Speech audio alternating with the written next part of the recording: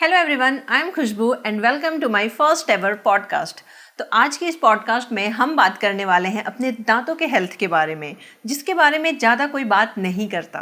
तो आप आराम से बैठ जाइए एंड एंजॉय द शो, क्योंकि हम बात करेंगे all about dental health, RCT क्या है, बच्चों के दांतों का कैसे ख्याल रखें, एंड साथ ही बहुत सारे मिथ हम क्लियर करने वाले हैं जो हमारे दांतों से रिलेटेड है, हम बहुत टाइम से सुनते हुए आ रहे हैं। डॉक्टर सोमाली श्रीवास्तव के साथ।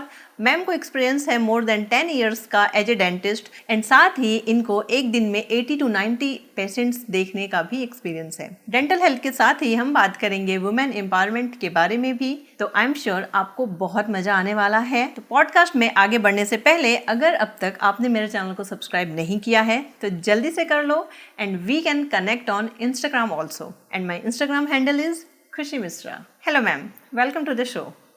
तो आज के इस पॉडकास्ट में हम बहुत सारी बातें करेंगे एंड मैम से काफ़ी कुछ चीज़ें हमें जानने को मिलेंगी about our dental health. But उससे पहले मैं थोड़ा सा मैम अपने ऑडियंस को बता दूं कि जो लोग मुझे फॉलो कर रहे हैं, मेरे चैनल को देख रहे हैं, जो मेरे ऑडियंस है, उनको पता होगा कि मैं दिल्ली में आई थी 2 साल पहले, एंड तब मुझे दांतों में बहुत पेन हो रहा था and I was looking for a dentist, and then I found her. और मुझे जाके पता चला कि मुझे आरसीटी करानी पड़ेगी क्योंकि दिक्कत बहुत ज़्यादा बढ़ गई थी। बट मुझे बहुत डर लग रहा था क्योंकि आरसीटी सुन के ही ना हमारे दिमाग में एक आता है कि यार वो तो पता नहीं क्या ही करेंगे। मेरे दिमाग में भी वो सारी चीज़ें थी, but all thanks to ma'am, क्योंकि आपने इतने अच्छे से मेरी ट्रीटमेंट करी कि अब मेरा वो सारा डर ख़त्म हो गया है। मैं सच बताऊं, अब मेरे जितने भी दांतों में कुछ भी प्रॉब्लम हो जाए, अब कितने भी आरसीटी कर लूँ, मुझे कोई डर नहीं लगने वाला। तो आज के पॉडकास्ट में हम मैम से बात करेंगे जो बहुत ही काइंड और बहुत ही पेशेंट रही मेरे होल प्रोसेस में, क्योंकि वो बहुत एक लंबा प्रोसेस होता है ना, आरसीटी काफ़ी दिनों तक चलता रहता है। तो आज के पॉडकास्ट में हम इसी बारे में बात करेंगे, क्योंकि मेरे हिसाब से मुझे लगता है कि मैं अपने डेंटल हेल्थ का बहुत ख्याल रखती हूँ। मतलब हमें जितना पता है ब्रशिंग करनी चाहिए ट्वाइस अ डे, एंड वो काफ़ी सारे लोग फॉलो करते हैं आई थिंक। बट फिर भी क्यों ऐसा होता है कि दांतों में ना प्रॉब्लम होती है, होता ही है, या तो सेंसिटिविटी होगी या तो फिर टूथेक होगा। तो क्या चीज़ें हैं जो रह जाती हैं, जो हम ऐसा नहीं कर पाते कि फिर भी कैविटी हो जाती है, जबकि जितने भी लोग हैं, मेरे ख्याल से मैक्सिमम लोग ऐसा करते हैं कि रात को खाना खा के ऐसे कोई भी नहीं सो जाता, हमें जहाँ तक पता है। पानी तो हम पीते ही हैं या फिर ब्रशिंग करते हैं। तो फिर भी क्यों ऐसी दिक्कत आती है, मुझे ये जानना है। मतलब what are the basic oral habits जो लोगों को पता होनी चाहिए, हम कहीं मिस कर जा रहे हैं। देखिए खुशबू जी, मैं आपकी बात से सहमत हूँ कि हम 2 बार ब्रश करते हैं और हम अपना कंट्रोल में रखते हैं अपनी डाइट को, उसके बाद भी इशू होता है। देखिए वो ह्यूमन बॉडी का एक पार्ट है। हमारी ह्यूमन बॉडी, अगर फॉर एन एग्जांपल आपकी एज 30 ईयर्स है तो 30 ईयर्स तक आपके दांतों में कोई प्रॉब्लम नहीं होगी। बट 30 ईयर्स 365 डेज़ आप ब्रशिंग नहीं कर रहे होंगे, करेक्ट। हम कई बार अपने फंक्शन से आते हैं, घर में शादी है या कुछ है, तो कुछ टाइमिंग के लिए हम अपने थोड़ा सा शेड्यूल से हट जाते हैं, और उन दिनों में फिर हमारे जर्म्स एक्टिव होते हैं, and once they attack into the tooth then the process will start. उसके बाद आप ब्रश करो वो, बिकॉज माइक्रो ऑर्गेनिज्म से उसका प्रोसेस स्टार्ट हो चुका होता है। तो इसलिए थोड़ी बहुत प्रॉब्लम लगी रहती है, और कुछ जो है हमारी हैबिट्स की वजह से भी होता है, खाने पीने की वजह से, क्लेंचिंग की वजह से, ज़ोर से दांत दबाने की वजह से। अच्छा। तो ये सब का भी सेंसिटिविटी का होता है इशू। ओके, तो ये सारी चीज़ें हैं जो हमें ध्यान में रखनी चाहिए। मतलब हम अगर 1-2 दिन भी स्किप कर देते हैं तो वो माइक्रो ऑर्गेनिजम्स वेट कर रहे होते हैं कि तुम स्किप करो और मैं अटैक करूँ। एक्चुअली हम लोग का खाना इतना अच्छा है ना, स्पेशली डिनर। इंडिया में डिनर सबसे वेटेज वाला मील होता है, और हम लोग बहुत अच्छा खाना खाते हैं जिसमें माइक्रो ऑर्गेनिज्म, बैक्टीरिया ग्रोथ होती ही होती है हमारे मुंह में। तो और हम लोग डेजर्ट भी लेते हैं। अच्छे डिनर के बाद पार्टी है, फंक्शन है, तो डेजर्ट तो चाहिए ही। और अगर उसके बाद हम ब्रश नहीं करते, फ्रॉम देयर प्रॉब्लम स्टार्ट्स। सारा दिन भाग दौड़ होता है, फिर रात को सारे लोग आज अच्छा कुछ खाएंगे, अब तो अच्छा खाएंगे। यस। अगर हमने दांतों का ख्याल नहीं रखा तो उससे दांतों में जो प्रॉब्लम होगी वो होगी, और भी उससे रिलेटेड क्या प्रॉब्लम हो सकते हैं हमें। यस खुशबू जी, उससे रिलेटेड हमारे जो बॉडी में जो फंक्शंस हैं वो भी इम्पैक्ट करते हैं। फॉर एन एग्जांपल, अगर किसी के दांत में कैविटी है, केरीज है, और वो उसका बहुत लंबे टाइम तक वो कैविटी है, उसमें बैक्टीरिया है, जर्म्स है, तो वो जाहिर सी बात है कुछ भी खाना खाएंगे पिएंगे तो वो पेट में जाएगा, सीधे जीआई ट्रैक्ट में वो इम्पैक्ट करता है, which results into gas, acidity, very common. अच्छा, okay. आपने सुना होगा, लोग बोलते हैं मुझे पित्त बहुत बनता है, काफ़ी लोग बोलते हैं कुछ भी खा लिया बाहर का पित्त बनने लगता है। उसका देखिएगा मैक्सिमम टाइम उसके दांतों का इशू भी होगा। हाँ, क्योंकि बहुत जल्दी खाना इम्पैक्ट नहीं करता हमारे शरीर में। ओके, तो मैम मेरा एक और क्वेश्चन था, ये एक्चुअली मेरा बहुत सारे लोग आई थिंक जानना चाहते होंगे कि ब्रश तो हम करते हैं बट ना ज़्यादातर लोगों को पता ही नहीं है, इंक्लूडिंग मी ऑल्सो, कि हमें ब्रश अपना चेंज कितने दिनों के बाद करना चाहिए।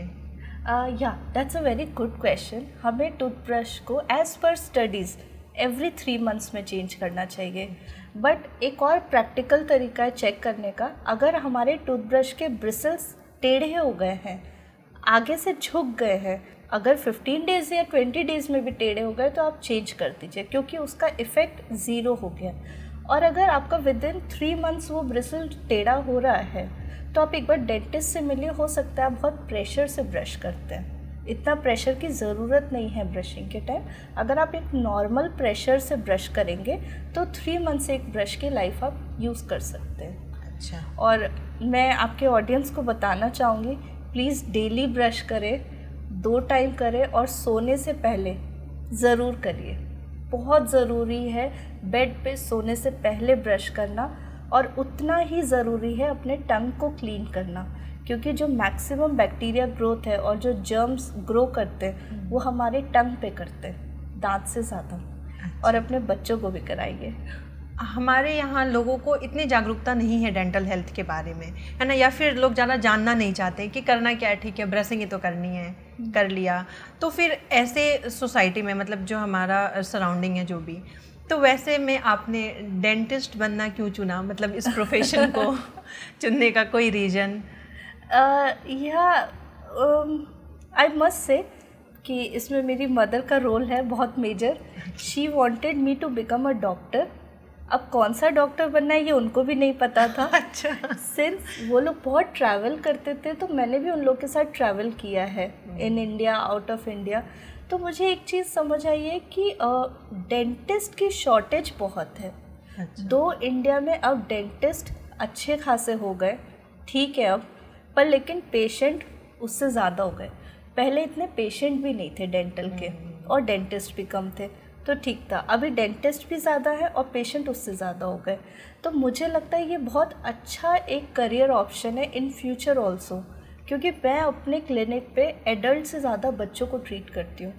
देर are 60% of kids in my total patients and 40% adults. क्योंकि एडल्ट हम जैसे हैं, आप और हम हैं, हम फिर भी अपने दांतों का ध्यान रखते हैं क्योंकि हमारी बचपन से कंडीशनिंग ऐसी हुई है। पर बच्चे, मेरे भी हैं आपके भी हैं, ओवर पैम्पर्ड है और उनके दांत सबसे ज़्यादा ख़राब है। इसलिए बच्चों को अभी ज़्यादा ज़रूरत है। आई एम शॉक्ड कि 60% पेशेंट्स किड्स होते हैं। मैंने देखा है, मतलब अपने रिलेटिव्स या अपने सराउंडिंग्स में मैंने देखा है कि छोटे छोटे बच्चे हैं, अभी 2 साल 3 साल या फिर मोर देन 4 years, और दांत पूरे काले हो गए, ऑल बिकॉज ऑफ, जैसा आपने कहा, आजकल बच्चे बहुत पैम्पर्ड होते हैं, जो कह रहे हैं हम दे रहे हैं, है ना, और उनके दांत एकदम लिटरली काले हो चुके हैं। तो क्या वो जो अभी उनके तो मिल्क टीथ हैं, तो वो जब मिल्क टीथ गिर जाएंगे तो जो उनके परमानेंट टीथ आएंगे वो क्या बिल्कुल फ्रेश आएंगे या फिर कुछ इफेक्ट रह जाएगा या फिर काले ही आएंगे? देखिए, 2 बातें। सबसे पहले, जो बच्चों के दांत काले हैं वो क्यों हैं? क्योंकि मोस्टली बच्चे बॉटल से दूध पीते हैं और दूध पीते पीते सो जाते हैं। तो जब आप बॉटल से दूध पीते हैं और कई बार वो बॉटल खाली हो जाती है, पेरेंट्स भी थके होते हैं, सो जाते हैं, तो उसकी वजह से वो फ्रंट टीथ पे डेंटल कैविटी होने लग गई है, अब कीड़े लग रहे हैं दांतों में। और दूसरी बात ये कि जब आपने मुझसे पूछा कि जो दूसरे दांत आएंगे वो डेफिनेटली अच्छे आएंगे, मैं ये नहीं बोलूँगी आएंगे ही काले, पर एक हैबिट की बात है। एक बच्चा जैसे 6 साल 7 साल उसकी जो हैबिट बनी थी जिसकी वजह से वो दांत काले हुए, अगर परमानेंट टूथ आने के बाद भी वो हैबिट सेम रही, बिना ब्रश किए सो गए, तो आगे के दांत पे इम्पैक्ट पड़ेगा। और दूसरी चीज़, हम लोग क्या ना आजकल बच्चों को बहुत पैम्पर करके रखे, उन लोग को मैश फूड्स बहुत देते हैं, मैश करके खाना देते हैं, फ्रूट्स नहीं खा रहा तो जूस बना के दे देते हैं। ये चीज़ें उनको नुकसान कर रही है। हम ना उनको आगे के दांत यूज़ करने के लिए फोर्स ही नहीं करते। मेरा बचपन था, मम्मी मुझे कभी याद नहीं कि मैंने शुगर केन का जूस पिया है, गन्ने का। हाँ। हम लोग सर्दी में बैठ के दांत से खोलते एकदम खाते थे, एंड बहुत टाइम लगता था, तो हम लोग एंजॉय करते थे कजन्स और हम लोग। अच्छा, आजकल टीवी में भी ऐसे ऐड नहीं आते टूथपेस्ट के कि गन्ने खा रहे हैं? हाँ। हमारे टाइम में पहले टीवी में ऐड भी आते थे तो टूथपेस्ट का दिखाएंगे स्ट्रॉन्ग टीथ, मतलब गन्ना खाओ, दैट मीन्स स्ट्रॉन्ग टीथ। अभी किसी भी बच्चे को आप गन्ना च्यू करवा लीजिए, छिलना तो बहुत दूर की बात है, छिलना तो कर ही नहीं सकते, अब च्यू भी नहीं कर सकते बच्चे। एप्पल को आप कटलरीज देखो, कटलरी जो है फोक नाइफ स्पून यूज़ करो, it's a good habit, but लेकिन जब आप अपने घर में हो तो आप मोस्टली खाना अपने हाथ से खाइए। एप्पल उठाओ, आगे से बाइट करो और तब खाओ। Don't use fork knife cutleries को, नहीं कि हमने फोक से एप्पल उठाया और खाया। उससे क्या होता है, हम आगे के दांत यूज़ नहीं कर रहे, सिर्फ पीछे के यूज़ करते हैं, तो आगे इसलिए ख़राब होते हैं। किसी के दांत आगे आ जाते हैं, वो यूज़ ही नहीं हो रहे, उनका कोई फंक्शन ही नहीं है, तो वो एक डमी टूथ है, तो वो जल्दी ख़राब होता है। ओके, दैट मीन्स हमें वो आजकल एटिकेट सिखाते हैं ना बच्चों को, फॉक से खाओ, है ना, फ्रूट्स काट के दो, या फिर स्कूल भी बच्चे जाते हैं तो हम लंच बॉक्स में काट के पैक कर देते हैं। हाँ। तो ये हमें नहीं अवॉइड करना चाहिए घर पे। हमारे पेरेंट्स ने हमें कब वॉश करके भी नहीं दिया, एक्चुअली टेबल पे रखा है, उठा के खा लो। सही बात है। जब दांतों में दर्द होता है ना, या फिर बच्चों के साथ भी, मेरे साथ खुद हुआ है, मैं अपना पर्सनल एक्सपीरियंस बता रही हूँ, सारा दिन ठीक रहेगा, लेकिन जब रात को, अब मम्मी पापा डांटते थे कि पढ़ने के वक्त ही होता है ना, जब रात को या तो आप सोने जाओ या तो आप रिलैक्स होकर बैठो, मैक्सिमम सोने टाइम ही दांतों में दर्द स्टार्ट हो जाता है। तो फिर इसका कोई रिलेटेड है कि बस ऐसे ही होता है? देखिए, हमारे ब्रेन से 12 क्रेनियल नर्व आती है पूरे शरीर में, जिसमें से 5th नंबर की हमारे दांत की होती है क्रेनियल नर्व, जो ब्रेन से सीधा सप्लाई होता है। अच्छा, ठीक है। तो जब भी हम अगर बैठे हैं तो वो सप्लाई जो है मॉडरेट रहता है। जैसे ही हम लेटने जाते हैं तो इसका कनेक्शन सीधे जो ब्रेन से है वो डायरेक्ट कनेक्शन होता है, और फिर वो पेन जो है, इंटेंसिटी धीरे धीरे धीरे बढ़नी शुरू हो जाती है।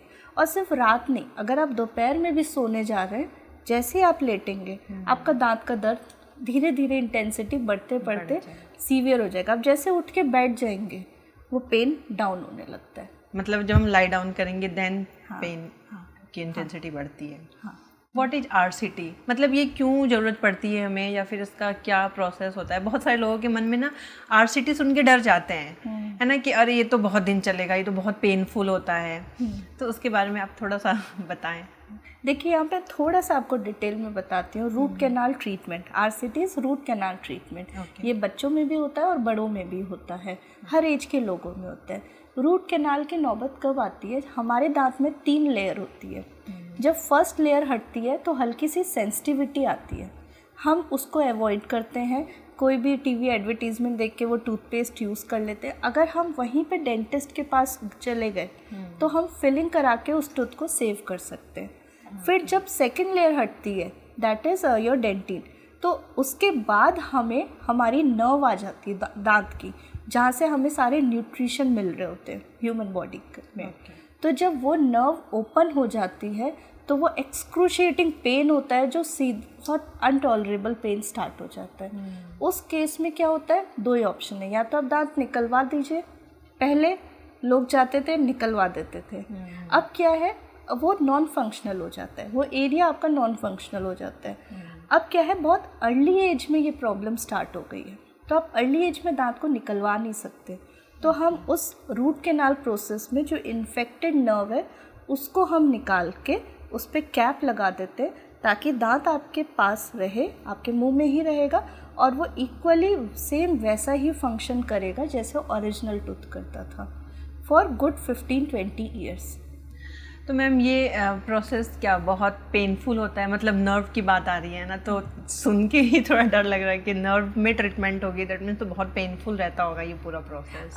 देखिए बहुत पेनफुल नहीं होता है, सब कुछ अंडर एनेस्थीसिया होता है, तो थोड़ा सा लंबे समय के लिए चलता है। एक सिटिंग जैसे 40 मिनट्स की है, 45 मिनट्स की, तो मसल थोड़ा सा हमारी पेन होने लगती है, स्पाज़म, मुंह खोले खोले दर्द हो जाता है। तो आई विल नॉट से कि नर्व पेन होता है during root canal, but yes muscle pain थोड़ा बहुत हो सकता है, जिसके लिए हम एक मेडिसिन देते हैं और उसके बाद वो भी ठीक होता है, सबसाइड हो जाता है, कोई ऐसा मेजर इशू नहीं है। हाँ। और आपने तो रूट कैनाल कराया ही है तो अपना एक दांत बचाने के लिए इतना तो कर ही सकते हैं।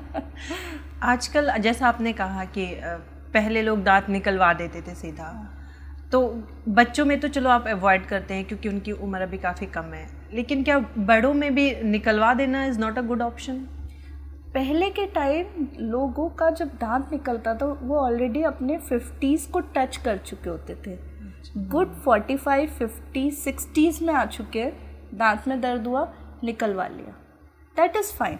मैं ये नहीं बोलूँगी कि बहुत गलत था, पर अब या तो जो 60% बच्चे हैं उनके दांत नहीं निकल सकते, और जो 40% लोग हैं एडल्ट, वो अपने 30s या लेट 20s में ही आ रहे हैं, तो उस केस में आप दांत नहीं निकलवा सकते। फिर मैं बिल्कुल सजेस्ट नहीं करती हूँ कि आप दांत निकलवाइए। RCT is a good option, that means. RCT is the only option to save a tooth. Only option. हाँ, here is a advice, जब आपको सेंसिटिविटी फील हो ना, आप तभी डॉक्टर को दिखाइए। ये अगर आपके दांत में खाना फंसना शुरू हो गया तभी आप डेंटिस्ट को दिखाइए। तब हम अवॉइड कर सकते हैं, तो हम RCT तक नहीं जाएंगे, तो हम फिलिंग से उस दांत को अच्छे गुड 20 इयर्स तक एक फिलिंग चलती है। क्योंकि ऐसा होता है कि थोड़ी बहुत प्रॉब्लम है तो चलो ब्रशिंग कर ली हम वो सेंसोडाइन यूज कर लिया तो सेंसिटिविटी नहीं आती है, तो अवॉइड करते हैं, तो वो मतलब कैविटी बढ़ती जाती है। वो ब्रशिंग ऐसा नहीं कि आपकी कैविटी को रोक देता है, नहीं, ऐसा नहीं होता। दांतों में कोई भी चीज़ रिवर्सिबल नहीं होती है, इरिवर्सिबल होता है। रिवर्सिबल मतलब कोई चीज़ जैसे कैविटी हो गई है, आप टूथब्रश करो तो ऐसा नहीं है कि आप वो ब्रश कर टूथपेस्ट यूज़ कर रहे हो तो वो normal back to the tooth हो जाएगा, कभी नहीं होगा। टाइम बिंग के लिए आपको वो सेंसिटिविटी होना बंद हो जाएगी, बट प्रॉब्लम वहीं की वहीं है जब तक फिलिंग नहीं होगी। दांतों की कोई भी समस्या के लिए ट्रीटमेंट ज़रूरी है। हमें डेंटिस्ट के पास जाना चाहिए। हमें एक 6 मंथ का एक चेकअप ज़रूर रखना चाहिए। अगर आपको कोई भी प्रॉब्लम नहीं है, पर आप 6 मंथ नहीं तो 1 ईयर में एक सिटिंग रखिए, एक कंसल्टेशन। डेंटिस्ट बोल देगा ऑल गुड, ऑल गुड। कोई फिलिंग है वो कर दें, क्लीनिंग है वो कर देंगे, पर लेकिन RCT इज़ द मैक्सिमम। जब प्रॉब्लम बहुत हो गई आप तब जा रहे हैं तो फिर तो RCT। हाँ, और एक दांत में हुई है, किसी हैबिट की वजह से हुई होगी, तो जाहिर सी बात है उस हैबिट की वजह से और भी दांत इम्पैक्ट हुए होंगे। तो मैम दैट मीन्स ये एक बेसिक ओरल हैबिट में ये भी आता है कि we should go to the dentist, जैसा आपने कहा कि आफ्टर 6 मंथ्स या 1 साल में तो ज़रूर ही जाना चाहिए। तो ये चीज़ जो है ना, मुझे लगता है हम सारे मिस करते हैं। जब तक कोई दिक्कत, हमें एकदम एक्सट्रीम कुछ नहीं हो रहा, कोई नहीं जाता डेंटिस्ट के पास, है ना। तो ये आई थिंक सबको जानना चाहिए कि हमें डेंटिस्ट के पास जाना चाहिए, है ना, चाहे कोई दिक्कत ना हो तो भी। क्योंकि आपके शरीर में 32 दांत है, 32 के 32 परफेक्ट नहीं काम कर रहे होंगे, कहीं कुछ प्रॉब्लम हो सकती है। हार्ट एक है, लंग्स पेयर एक है, लिवर एक है, तो जब एक्सट्रीम होता है हम तब पहुंचते हैं, पर दांत 32 है, तो हमें उन 32 को टेक केयर करना चाहिए। ओके मैम, मैंने ना मेरे घर में मैंने पापा मेरे हैं, मैंने उनको देखा, उनके ना मसूड़ों में कभी कभी सूजन आ जाती है ना। तो इसका क्या रीज़न हो सकता है कि कभी बच्चों में भी ये देखने को मिलता है कि पेन हो के फिर फूल जाते हैं मसूड़े? देखिए, मसूड़े फूलने का बहुत सबसे कॉमन इशू है खाना फंसता है। जब 2 दांत के बीच में खाना फंसा है तब तक ठीक है, बट लेकिन च्यू करने के फोर्स से ऊपर के सपोज नीचे मसूड़ा फूला है और हम खाना चबा रहे हैं, तो जब ऊपर के दांत का प्रेशर आता है नीचे के दांत पे, वो खाना अंदर की तरफ चला जाता है, मसूड़े के अंदर, तो आप वहाँ पे फिर बहुत ज़्यादा मेजर इश्यूज आने लगते हैं। पस बन जाती है, बेसिक फर्स्ट सिम्टम आता है मसूड़ा फूल गया है, तो उसमें क्या है, आप डेंटिस्ट को दिखाइए, फूड लॉजमेंट होता है, खाना फंसा है, निकालेंगे ठीक हो जाएगा। पर अगर कुछ मेजर इशू है तो फिर ट्रीटमेंट रिक्वायर्ड होता है। और दूसरी बात क्या होती है, जैसे आपने कहा पापा है, एक एज फैक्टर भी होता है। कई पेशेंट डायबिटिक होते हैं, बीपी का, ब्लड प्रेशर हाई का इशू रहता है, उनके केस में भी क्या होता है, मसूड़े फूलते हैं। जब वो सो के उठते हैं या ब्लड डायबिटिक लेवल उनका बढ़ा रहता है तो उनका स्वेलिंग आती है, बट ग्रेजुअली जब वो अपना डेली रूटीन वर्क स्टार्ट करते हैं तो वो डाउन भी हो जाता है। अच्छा, हाँ, तो वो प्लस माइनस एक एज फैक्टर भी होता है और खाना फंसने की वजह से होता है। ये कॉमन 2 इश्यूज़ है। आई थिंक 90% या 80% लोग ऐसे होते हैं जो खाना खाने के बाद दैट टूथपिक यूज करते हैं। तो मेरा एक क्वेश्चन था कि क्या टूथपिक बार बार जैसे आप यूज कर रहे हो, एक कोई पर्टिकुलर आपका दांत का स्पेस है जहाँ खाना फंसता ही है, आप कुछ भी खा लो, तो कंटिन्यू करने से वो टूथपिक यूज करना, क्या वो स्पेस बढ़ता जाता है या फिर वो बार बार लगता है मसूड़ों में तो वो कुछ प्रॉब्लम क्रिएट कर सकता है, या फिर इट्स ओके, नॉर्मल है, आप कर सकते हो कंटिन्यू? नहीं, टूथपिक हमें कभी यूज़ नहीं करना चाहिए, कभी भी नहीं। अगर आपका खाना फंस रहा है, आप अपने डेंटिस्ट को दिखाइए, फिलिंग करा लीजिए। अगर फिलिंग हो सकती है फाइन, नहीं तो dentist will advise a water flosser. Water से आप फ्लॉस करिए तो उससे आप खाना निकाल सकते हैं। अगर आप टूथपिक से खाना निकालते हैं तो आप एक और गैप बनाते हैं, तो वो गैप और क्रिएट होता है, गैप जो है बढ़ता है विद टाइम, तो खाना ज़्यादा फंसेगा और फिर वो इमीडिएटली नीचे मसूड़े में चला जाता है और स्वेलिंग का इशू स्टार्ट हो जाता है। ओके, दैट मीन्स हम जितनी बार टूथपिक यूज करते हैं वो स्पेस बढ़ता जाता है। राइट। और हमें कभी प्रमोट नहीं करना चाहिए, टूथपिक कभी यूज़ नहीं करना चाहिए। तो लेकिन मैम कई बार ऐसा होता है कि फ्लॉसिंग करने के बाद भी खाना इतने अंदर चला गया कि वो निकल ही नहीं रहा, तो उसका रीज़न हमें डेंटिस्ट के पास जाना चाहिए। एक बार दिखाइए, then there must be some issue. अगर आपके मसूड़े और दांत के बीच में गैप है तो डेंटिस्ट विल एडवाइज कि आप अपने मसूड़ों की मसाज करिए, उनको थोड़ा सा आप स्ट्रॉन्ग बनाइए ताकि वो अच्छे से दांत को पकड़ के रखें, खाना जाने की जगह ना रहे। अलाइनर्स कितने सेफ हैं हमारे लिए, या फिर कितना वर्क करते हैं जिनके टेढ़े मेढ़े दांत हैं, या फिर ठीक भी हैं बट अरेंजमेंट कहीं इधर उधर है तो उसको ठीक कर सकते हैं क्या अलाइनर से? Aligners are good option but professionals के लिए, जो ऑलरेडी ऑफिस में हैं या जो कैमरा फेस करते हैं, जिनको लिटिल माइल्ड करेक्शन करनी है, लिटिल कि एक छोटा मोटा एंगल चेंज करना है, तो you can opt for aligners. बहुत अच्छा काम करते हैं, they are little bit expensive पर अच्छा है। बट अगर आपको मेजर कोई चेंजेस लाने हैं अपने दांतों में, आगे पीछे बाहर दांत है, अंदर करना है, तो you must go for braces. Aligners काम नहीं करेंगे, और अगर कर रहे हैं 1% तो वो बहुत टाइम लेगा। जो ब्रेसेस 6 महीने में करेगा वो अलाइनर्स 2 से 2.5 साल में करेगा। इतनी सारी चीज़ें हैं, हम नॉर्मल लोगों को नहीं पता, बट एज ए डेंटिस्ट आपके लिए तो काफ़ी ईजी रहता होगा अपने चाइल्ड का या फिर आपके जो बच्चे हैं उनके डेंटल हेल्थ का ध्यान रखना। थोड़ा पर्सनल है एक्चुअली। या एज अ डेंटिस्ट मेरे लिए बहुत इजी है, बट एज अ मदर उतना ही टफ है। अच्छा। मैं सिर्फ ब्रश करा सकती हूँ, वो उसके बाद वो भाग के जाके अपने फादर के से चॉकलेट लेके खा लेती है, वो जिम्मेदारी फिर मैं बस डांट सकती हूँ, मैं उसके बाद कुछ नहीं कर सकती। अच्छा, मतलब आपके लिए भी उतनी ही मुश्किल है ना हमारे लिए। As I told you, pampered child. Okay, तो मैम आजकल जो वर्किंग पेरेंट्स हैं, मैक्सिमम ऐसा है कि मदर फादर दोनों वर्किंग हैं, तो उनके लिए बच्चे के डेंटल हेल्थ का ध्यान रखना थोड़ा मतलब मुश्किल है, या फिर इतना ध्यान नहीं दे पाते, या फिर टाइम नहीं दे पाते हैं। तो कुछ बेसिक टिप्स जो आप उनको बताना चाहो टू अवॉइड वो काले दांत ना हो बच्चों के। आप ब्रश कराइए, बच्चे को मोटिवेट करिए कि लास्ट चीज़ जो तुम्हें पूरे दिन में करनी है that is brushing before bed. और उसको थोड़ा सा इंटरेस्टिंग बनाने के लिए, जो मैं खुद पर्सनली अपनी लाइफ में यूज़ करती हूँ, मैंने एक फैमिली टाइम बनाया, ब्रशिंग फैमिली टाइम।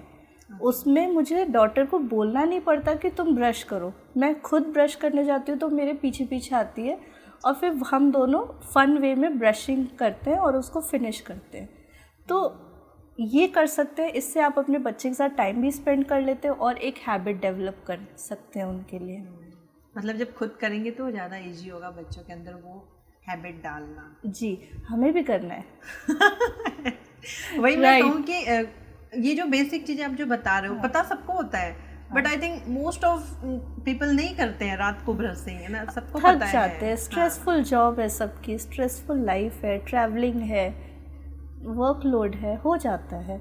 बट लेकिन यस, अगर आपका शरीर हेल्दी रहेगा, आप हेल्दी रहेंगे, तो ही आप आगे अपनी फैमिली की भी टेक केयर कर सकते हैं। ओके मैम, तो जैसा आपने बताया कि आपने बहुत ट्रैवल किया हुआ है इंडिया के बाहर भी, तो आपको किस जगह का मेडिकल सिस्टम सबसे बेस्ट लगा? To be very honest, India. Why? सबसे अच्छी बात इंडिया की ये है कि आपके अगल बगल डॉक्टर्स हैं। आपका जैसे आपकी डेंटिस्ट हूँ मैं, आपके पास फ़ोन नंबर होते हैं अपने डॉक्टर्स के। आपको कोई भी इशू है, आपके फॉर एन एग्जांपल आपके सन की तबीयत ख़राब है, आप immediately you can go to the doctor और मेडिसिन लेके आप आ सकते हैं। Sometimes in India without prescription भी मेडिसिन मिल जाती है, तो आप एटलीस्ट पैरासिटामोल जैसे कफ सिरप, इन सब पे आप डॉक्टर पे डिपेंडेंट नहीं है। बेसिक चीज़ें आपको फार्मेसी से मिल जाती है और बाकी डॉक्टर आपकी रीच में है in India. But where as in other countries like Europe, US, UK, यहाँ पे आपको अपॉइंटमेंट लेनी होती है 2 months, 3 months, 4 months बाद। जब तक नंबर आता है ना, तब तक आपकी प्रॉब्लम ठीक हो चुकी होती है। तो मुझे जो पर्सनली लगा था व्हेन आई वाज ट्रैवलिंग, मतलब मुझे फूड पॉइजनिंग हुई थी, तो मैं खुद से ही ठीक हो गई थी। जो मैंने अपनी मेडिसिन कैरी की थी, मुझे अपॉइंटमेंट मिला ही नहीं डॉक्टर का। तब मुझे उस दिन रियलाइज़ हुआ India is the best when it comes to medical. और आई गेस प्रेजेंट गवर्नमेंट ने, मैंने खुद ने प्रैक्टिस की है सिविल हॉस्पिटल में, बहुत अच्छी फैसिलिटीज़ थी, infrastructure, facility, medicine eight only 5 रुपी और 10 रुपी कॉस्ट इन गवर्नमेंट हॉस्पिटल। और हमारी प्रेजेंट गवर्नमेंट में देख रही हूँ इतने सारे एम्स बना चुकी है, फ्यूचर बहुत अच्छा है इंडिया का। ये तो आपने सही कहा कि डॉक्टर हमारी रीच में होते हैं। जैसे मेरा जब बेबी छोटा था, है ना, जब उसके तो उस जिस डॉक्टर ने उसकी ट्रीटमेंट करी थी जब मेरे डिलीवरी के टाइम, तो उन्होंने अपना नंबर मुझे दे रखा था कि जब भी कोई दिक्कत हो, क्योंकि जब बच्चे पैदा होते हैं बहुत सारी दिक्कतें आती हैं, उसको भी जॉन्डिस हो गया था, है ना, तो उन्होंने दे रखा था आप जितनी भी रात को कॉल करो, फील फ्री टू कांटेक्ट में, है ना। तो मुझे कुछ भी उसको दिक्कत होती थी, चाहे रात के 2 बज रहे हो, 3 बज रहे हो, तो मैं कॉल करती थी उनको और वो बहुत अच्छे से रिस्पॉन्ड करते थे। तो ये आपने सही कहा कि हाँ, डॉक्टर मेरे रीच में होते हैं और बहुत जल्दी रिस्पॉन्ड मेरे करते काफ़ी हैं। पेशेंट हैं जो साल में एक बार इंडिया आते हैं अपने फैमिली से मिलने, और वो अपने फुल बॉडी चेकअप और ट्रीटमेंट करा के जाते हैं यहाँ से। तब मुझे और थोड़ा सा रियलाइज़ हुआ कि प्रेजेंट सिचुएशन भी उस कंट्री की आज भी वैसी है जो मैंने अपनी आंखों से देखी थी। आप ऑलमोस्ट 10 ईयर से आप हो इस प्रोफेशन में, तो आपको अपने प्रोफेशन की सबसे बेस्ट चीज़ क्या लगती है? मैम, जब मेरे पास पेशेंट चल के आते हैं ना, वो हमेशा दुखी आते हैं, और जब वो सेकेंड टाइम आते हैं ना, वो हमेशा हंसते हुए जाते हैं। मैं उनसे एक बॉन्ड बना पाती हूँ। जब मैं किसी का दर्द इमीडिएटली ठीक करती हूँ ना, तो मैं उस पेशेंट का कॉन्फिडेंस लेती हूँ, वो मुझ पे एक ट्रस्ट बिल्ड करता है। तो मुझे बहुत अच्छा लगता है कि मैंने किसी को हील किया, किसी की तकलीफ़ दूर की। और डेंटिस्ट्री में इमीडिएट इफ़ेक्ट पता चलता है। किसी और ब्रांच में, फॉर एन एग्जांपल, हाथ में फ्रैक्चर हो गया, इट टेक्स 3 मंथ, परेशान रहता है पेशेंट, 3 महीने दवाई खाता रहता है, उसके बाद 6 महीने physiotherapy. But dental first sitting में आपका पेन ख़त्म हो जाता है और मुझे अच्छा लगता है honestly. Basically you are spreading smiles. Yes, I am spreading smile and I want to. Okay ma'am, मैंने कुछ मतलब मिथ आप कह लो, या फिर हमें बचपन से जो सिखाया जाता है, बोला जा रहा है, उस बेसिस पे ना मैं एक आपके साथ रैपिड फायर राउंड करना चाहती हूँ। Are you ready? Yes yes. कुछ प्राइस भी है। क्या सही रहता है, हमें ब्रेकफास्ट के पहले ब्रश करना चाहिए या आफ्टर ब्रेकफास्ट? हमें ब्रेकफास्ट के बाद करना चाहिए और आधे घंटे बाद करना चाहिए। मतलब मैं आज तक गलत करती आ रही सुबह उठने के साथ में ब्रश करते हैं, ब्रेकफास्ट के बाद कोई ब्रश नहीं करता। नहीं, आप तो रात में ब्रश करके सोए हैं ना, तो सुबह उठते ब्रश करने की ज़रूरत नहीं है। How does tobacco affect our dental health? It affects directly, और वो तुरंत दिखता भी है। अगर हम बहुत लॉन्ग टर्म टोबैको कंज्यूमर हैं तो हमारा जो पिंक मसूड़े हैं या पिंक टिश्यूज़ जो भी है माउथ में, वो वाइट टर्न हो जाती है। So it affects directly, and that is a precancerous lesion, हम उसे बोलते हैं प्री कैंसरस लीजन। तो वो क्या होता है, अगर हमारे पैचेस वाइट हो गए हैं, वहाँ पे अगर हमने डेंटिस्ट को दिखाया और अपनी हैबिट को रोक दिया है तो हम कैंसर स्टेज पे जाने से बच जाएंगे। टंग क्लीन करना कितना ज़रूरी है हमारे लिए? उतना ही ज़रूरी है जितना दांत। दांतों पे भी जर्म्स होते हैं और टंग पे जर्म्स की कॉलोनी होती है, पूरी कॉलोनी बसती है। तो हमें टंग क्लीन करना चाहिए और प्रॉपर टंग क्लीनर से टंग को क्लीन करना चाहिए।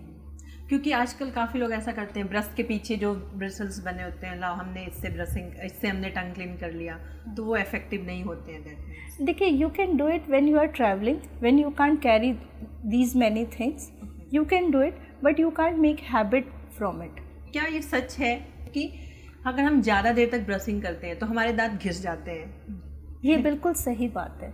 अगर हम ज़्यादा देर तक ब्रश करते हो और ज़ोर से दबा के ब्रश को एक प्रेशर से ऊपर जब लगाते हैं तो हमारे दांत घिस जाते हैं। प्रेशर अप्लाई नहीं करना, जेंटल ब्रशिंग करनी है। और अगर प्रेशर आपके कंट्रोल में नहीं है तो आप इलेक्ट्रिक टूथब्रश यूज़ करिए।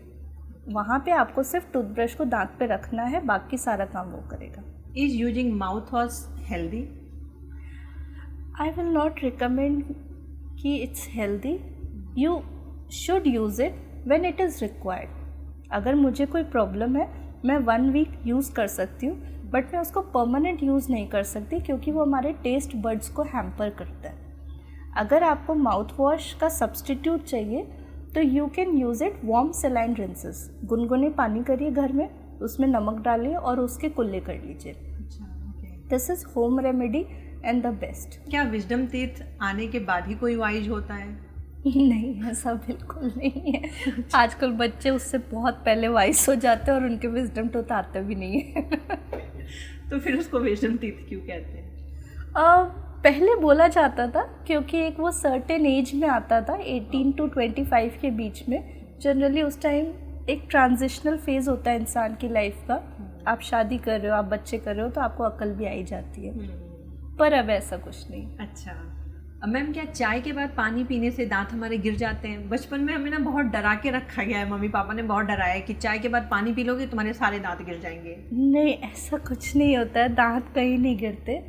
बट येस, चाय का एक टेम्परेचर होता है और पानी का अपना एक टेम्परेचर होता है, तो वो हम सडन चेंज नहीं कर सकते। It doesn't only affect on tooth, tongue भी है और सॉफ्ट टिश्यूज़ भी है, हमारा पेट है, वो इतना जल्दी टेम्परेचर को बैलेंस नहीं कर पाते। अगर हमने जस्ट गर्म खाया, थ्रोट है, आप सिंगर्स को देखेंगे वो लोग तो कभी ठंडा लेते भी नहीं है, because it affects throat also. कहते हैं कि नमक तेल की ब्रशिंग करो, मतलब आप सप्ताह में 1 बार या 2 बार अगर आप नमक तेल से ब्रशिंग करो तो आपके दांत एकदम चमकीले हो जाएंगे। देखिए, ऐसा तो नहीं है कि दांत चमक जाते। हाँ, आप करते हैं सॉल्ट से ब्रशिंग तो थोड़ा सा एक ना अपर लेयर निकल जाता है दांतों का, तो थोड़ा सा टाइम बिंग के लिए शाइनिंग आ जाती होगी। पर्सनली मैंने कभी किया नहीं है, मुझे आइडिया नहीं है उसके बारे में, पर लेकिन लॉन्ग टर्म के लिए ठीक नहीं है। अगर आपके दांत के ऊपर की लेयर किसी वजह से निकल रही है सो दैट्स नॉट गुड। एक टाइम आएगा जो दांत पे अपना ओरिजिनल कलर लूज़ कर देगा, वो दांत पीले दिखने लगेंगे। ओल्ड एज में दांत हिलने क्यों लगते हैं? ये ओल्ड एज में दांत थोड़े से मोबाइल इसलिए हो जाते हैं कि मसूड़ा जो है ना हमारा, दांत को पकड़ के रखता है। जो मसूड़े हैं वो 60% टूथ को पकड़ के रखते हैं। एज में हमारी जब बोन में चेंजेस आते हैं तो धीरे धीरे मसूड़ा नीचे जाने लगता है। तो जैसे ही वो 60 से 50 होता है, 50 से 40 होता है, तो दांत में हल्की सी मोबिलिटी आ जाती है। बट ठीक है, उसको अगर आपको करेक्ट करना है तो आप मसूड़े की मसाज करिए, but you can't stop it. कुछ चीज़ें एज के साथ होती हैं। ऐसा मानते हैं हमारे यहाँ कि पोस्ट डिलीवरी जब एक वुमेन काफ़ी वीक होती है, कहते हैं ना, जब बच्चा पैदा होता है तो हम काफ़ी वीक होते हैं, तो कहते हैं कि उस वक्त आप अगर कुछ च्यू करके खा रहे हो, जैसे आप रोटी हो गया या फिर कुछ भी ऐसे बिस्किट जैसे रस्क बिस्किट आते हैं, तो आप अगर च्यू करके कुछ भी खाओगे तो आपके दांत लाइफ टाइम के लिए वीक हो जाएंगे। और इस मिथ के चक्कर में मैंने आफ्टर डिलीवरी मैंने 2 महीने तक सिर्फ दाल में रोटी डाल के और दूध में रोटी डाल के खाया है, मतलब मैं पक गई थी। तो क्या ये मिथ है या हमारे अगर बड़े बुजुर्ग कह रहे हैं तो सच है? जैसे आपने बोला है ये मिथ है, मैं अग्री करती हूँ, ये प्रॉपर मिथ है। When I was going through my this postpartum thing, मुझे ऐसा लगता है हमें सॉलिड इसलिए मना किया जाता था क्योंकि डाइजेशन इशू होता था। इनडाइजेशन अगर होगा तो वो सीधे बेबी को हैम्पर करता था, पर उसका दांतों से कोई रिलेशन नहीं है। आप च्यू करके खाइए, अच्छे से च्यू करके खाइए, मल्टीपल टाइम्स च्यू करिए और खाना खाइए।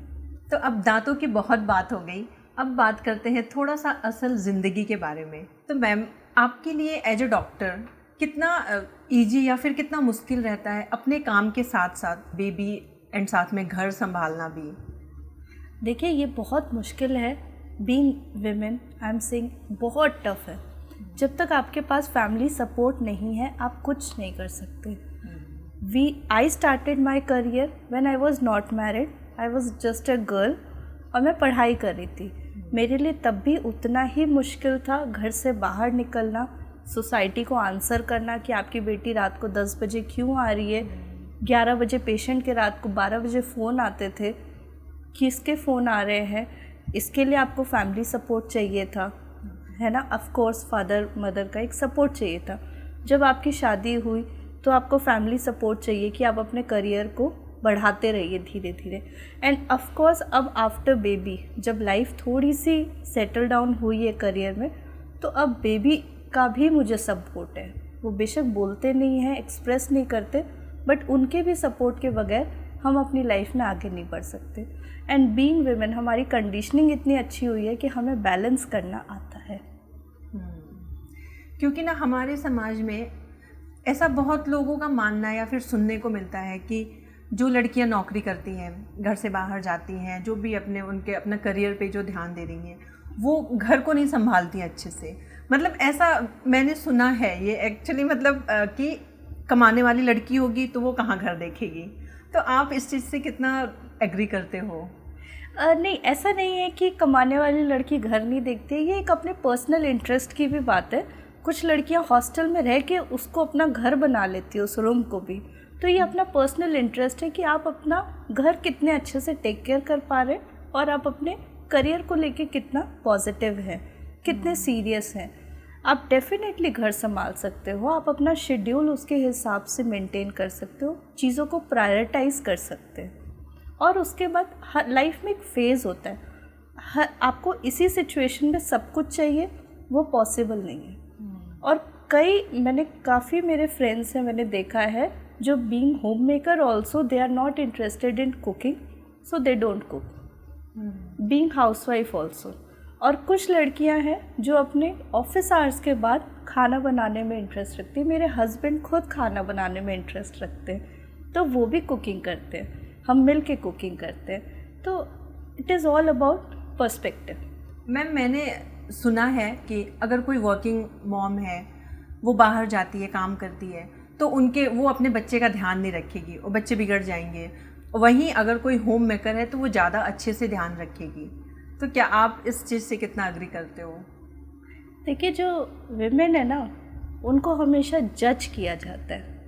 Leave about home maker, working, non working, the moment you will get married और नॉट मैरिड ऑल्सो, आप लड़कियां जब पैदा होती है ना, वो हमेशा एक जजमेंट के इन्वायरमेंट में रहती है।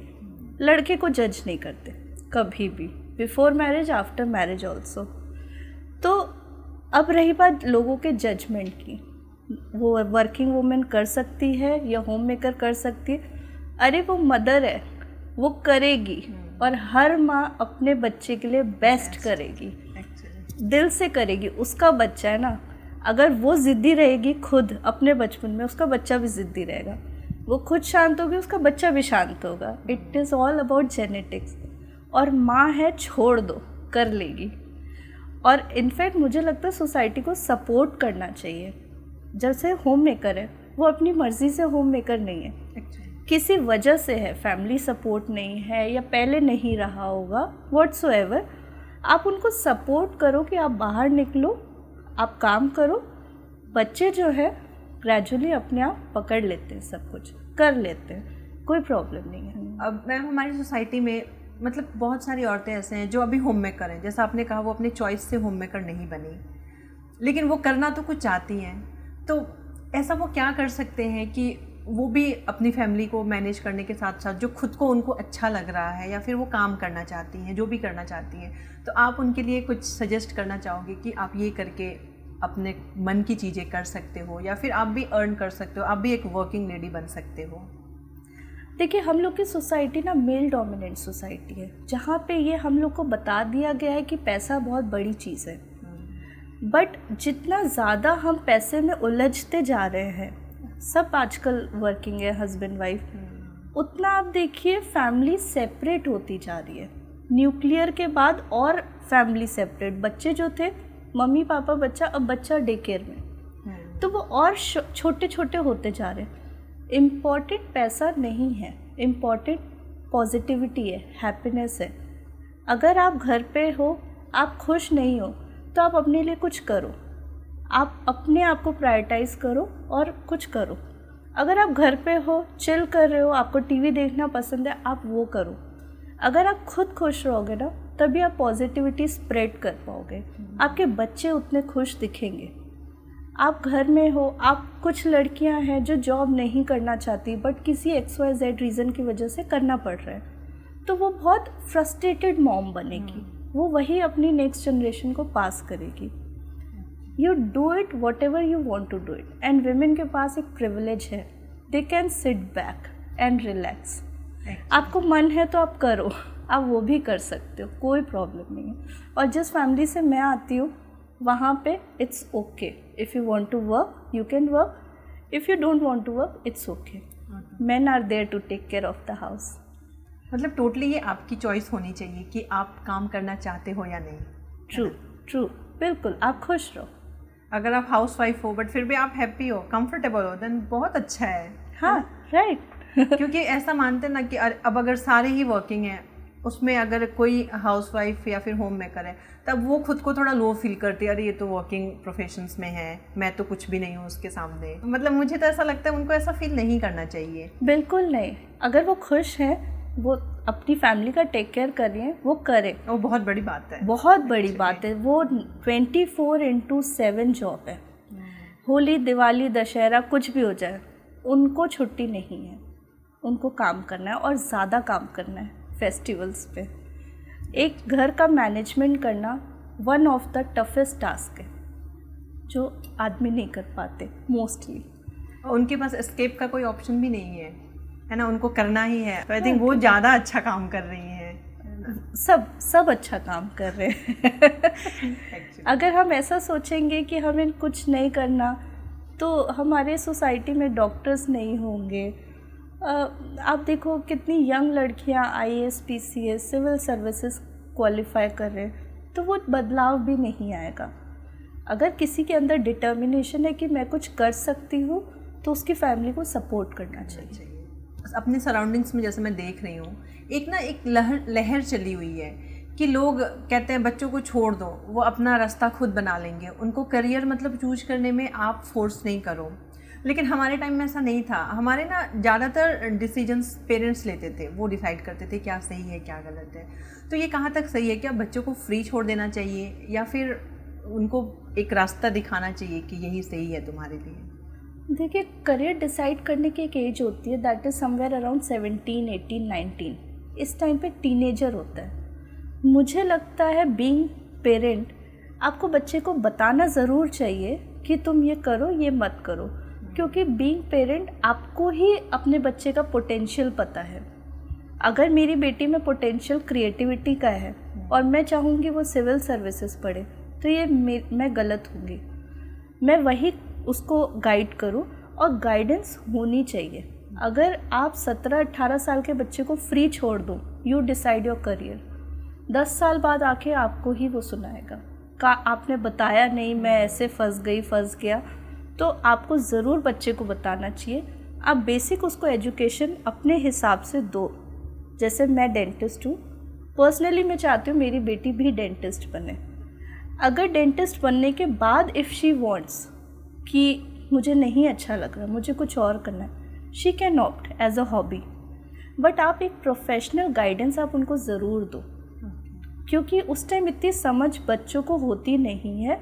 वो कुछ शॉर्ट टर्म चीज़ें करते हैं या जो फ्रेंड्स कर रहे होते हैं वो करना चाहते हैं। तो मुझे लगता है गाइडेंस होनी चाहिए, और हमारे टाइम गाइडेंस थी तभी हम लोग अभी स्टेबल है थोड़ा सा।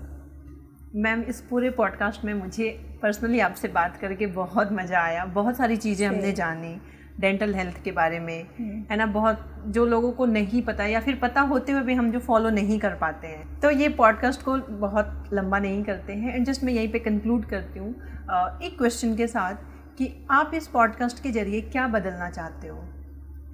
मैं आपके ऑडियंस से ये कहना चाहती हूँ कि अपनी बॉडी को अपने कंट्रोल में रखो। आप बॉडी के हिसाब से मत चलो। इट इज़ योर सिस्टम, अपनी मुट्ठी में रखिए, ताकि आपको जो अपने करियर में करने का मन हो, आपके रिलेशनशिप, आपकी फैमिली, आपका हॉलीडे, वो आपके कंट्रोल में रहे। Eat healthy, stay healthy and stay hydrated.